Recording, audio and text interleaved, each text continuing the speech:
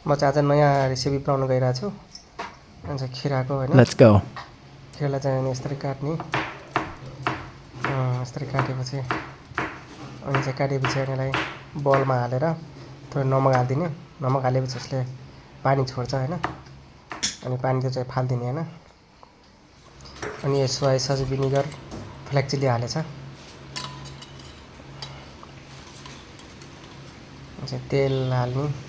तेललाई एकदम राम्ररी गरम हुन दिने। गरम भइसकेपछि अनि चाहिँ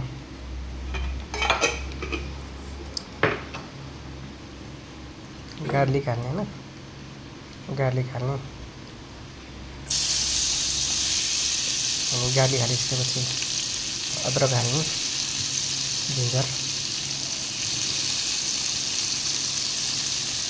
यसलाई फ्राई गर्ने। राम्रोसँग फ्राई गर्ने।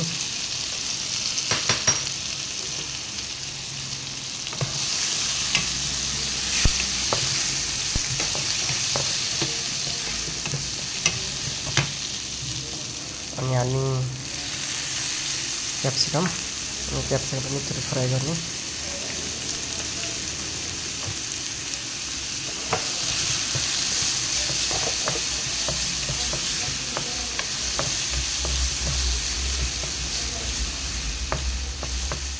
अब यसमा चाहिँ त्यो soya sauce vinegar black chilli हालेको थियौँ नि त अनि त्यसलाई हाल्ने हैन। कुकिङ सस हो यो। काँक्रा हाल्ने कुकुम्बर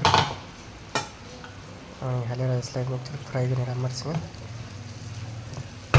फ्राई गर्ने। खानु लागि एकदम राम्रो हुन्छ, मिठो हुन्छ। चाइनिज यस्तै अनि यस्तो हुन्छ।